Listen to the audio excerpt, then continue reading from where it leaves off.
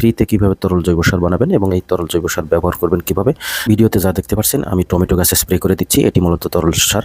এই তরল সারটি স্প্রে আকারেও ব্যবহার করতে পারেন এবং পানি দেওয়ার মতো করে গাছের গোড়ায়ও দিতে পারেন। স্প্রে আকারে ব্যবহার করলে পাতা কোঁকড়ানো, হলুদ হয়ে যাওয়া এইসব কারণে এই তরল জৈব সারটি ব্যবহার করতে পারেন, এতে ভালো কাজে দিবে। এছাড়া টমেটো গাছ দ্রুত বড় হওয়া, টমেটো গাছের ডালপালাগুলো মোটা হওয়া, দ্রুত ফলন দেওয়া, এইসব কারণে এই তরল সারটি খুবই কাজে লাগে। এই তরল সারটি মাটিতে দিলে মাটির উর্বর শক্তি বৃদ্ধি পাওয়া এবং স্প্রে আকারে দিলে গাছের পুষ্টিগুণ বৃদ্ধি পাওয়া থেকে শুরু করে বিভিন্ন উপকার আসে। তরল সারটি বানাতে কলার খোসা এবং কমলার খোসা একসঙ্গে ভিজিয়ে একদিন রাখবেন, সেই সঙ্গে চাল ধোয়া পানি এবং 2 চামচ চা পাতা একসঙ্গে ভিজিয়ে আপনারা স্প্রে আকারে পরের দিন স্প্রে আকারে অথবা পানি দেওয়ার মতো করে গাছে দিতে পারেন। এবং এই তরল সারটি হয়ে যাওয়ার পরে, ব্যবহার করার পরে যে অবশিষ্ট উপাদানগুলো রয়েছে সেগুলো আপনারা টবে অথবা ক্রেটে মাটি ভরার সময় সেই মাটির সঙ্গে মিশিয়ে দিতে পারেন। তাতে করে সেই টব বা ক্রেটের যে কোনো গাছ লাগালে সেখানে দ্রুত বড় হবে এবং মাটির ধীরে ধীরে পচে মাটির উর্বর শক্তি খুবই বৃদ্ধি পাবে।